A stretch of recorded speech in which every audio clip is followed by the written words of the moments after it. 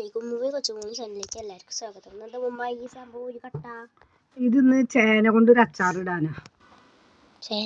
ചേന കൊണ്ട് അച്ചാറിടും. അപ്പൊ നമ്മളിതൊന്ന് നുറുക്കട്ടെ മക്കളെ, എന്നിട്ട് നുറുക്കി വരട്ടെ.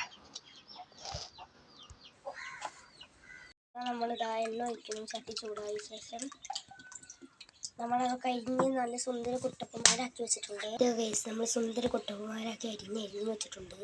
എണ്ണയിൽ വറുത്തെടുക്കണം.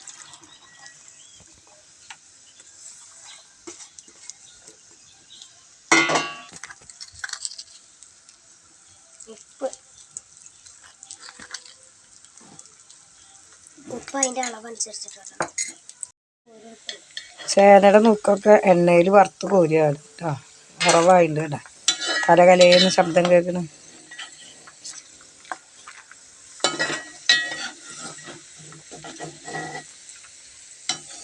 ചേന ചൊറിയില്ലേ എന്നൊരു സംശയമുണ്ട് ചിലവർക്കൊക്കെ. എണ്ണയിൽ വറുത്ത് കോരിയാൽ ചൊറിയില്ല. പിന്നെ പുളിക്ക് പകരം നമ്മുടെ സുർക്കയും ചെല്ലുന്നുണ്ട്. ഇവിടെ ചാറ് റെഡിയാക്കാൻ പോകട്ടെ. 1/2 ടീസ്പൂൺ ഉലുവ,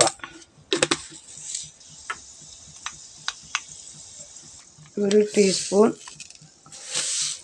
കടുക്, കുറച്ചുകൂടെ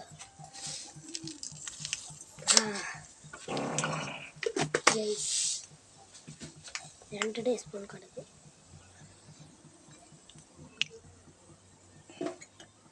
പച്ചമുളക് 2 നല്ല എരിവുള്ള പച്ചമുളക് കേട്ടോ.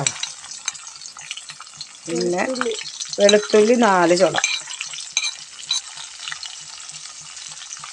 ഇഞ്ചി നല്ലൊരു കഷ്ണം.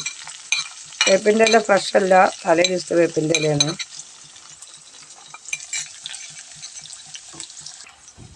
വേപ്പിൻ്റെ ഇല ഇടുന്നു കേട്ടോ.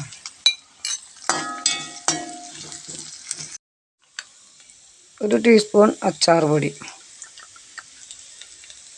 1/2 ടീസ്പൂൺ മുളകും പൊടി,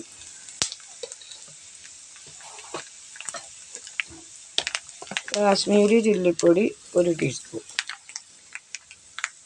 1/2 ടീസ്പൂൺ, അത് 1 ടീസ്പൂൺ ആക്കി.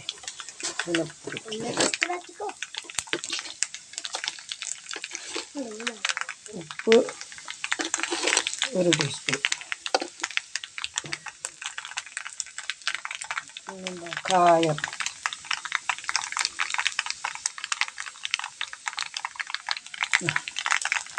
കായം അത്യാവശ്യം.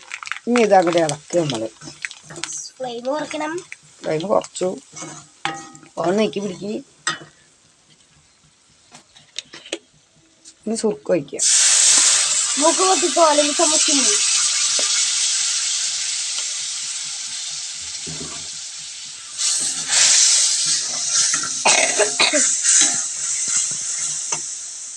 ഇനി നമ്മുടെ ചേന വെക്കുക.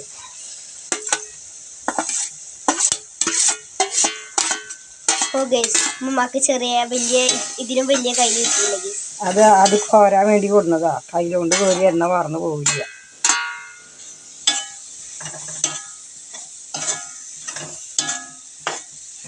നമുക്ക് പോരാത്ത ചേരുവകളൊക്കെ ഇടണം.